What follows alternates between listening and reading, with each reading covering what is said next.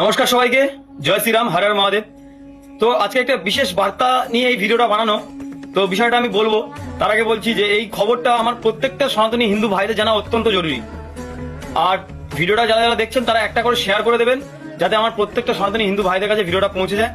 তো আজকে ভিডিওর মূল বিষয় যেটা হচ্ছে, আমরা প্রত্যেকে জানি শ্রাবণ মাস চলে এসছে। আমরা প্রত্যেকে কাঁধে বাঘ নিয়ে তারকেশ্বরে বাবার কাছে, বাবার মাথায় জল ঢালতে আমরা প্রত্যেকেই যাই।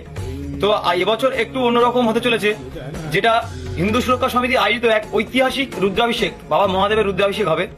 তো এই পদযাত্রার পথসূচিটা কিরকম হবে? 20 জুলাই আমরা তারকেশ্বর থেকে যাব আরামবাগ, 21শে জুলাই আরামবাগ থেকে বর্ধমান, 22শে জুলাই বর্ধমান থেকে ভেদিয়া, 23শে জুলাই ভেদিয়া থেকে সাঁইথিয়া, 24শে জুলাই সাঁইথিয়া থেকে নলহাটি, 25শে জুলাই নলহাটি থেকে ধুলিয়ান, 26শে জুলাই ধুলিয়ান থেকে মালদা এবং 27শে জুলাই মালদা বাবা আদিনাথ শিব মন্দির।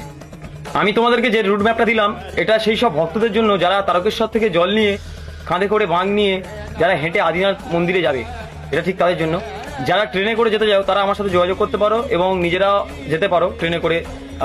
এখানে যদি কোনো অসুবিধা থাকে তাহলে আমাদের সাথে যোগাযোগ করতে পারো, আমরা বলে দেবো রুট ম্যাপ ট্রেনে করে কিভাবে যাবে। তো যাই হোক, একটা ঐতিহাসিক একটা ইতিহাস গড়তে চলেছে হিন্দু সুরক্ষা সমিতি।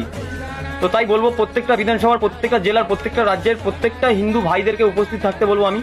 আর ভিডিওটা বেশি বেশি করে শেয়ার করে দাও, যাতে খবরটা সবার কাছে পৌঁছে যায়। নমস্কার, জয় শ্রীরাম, হর হর মহাদেব।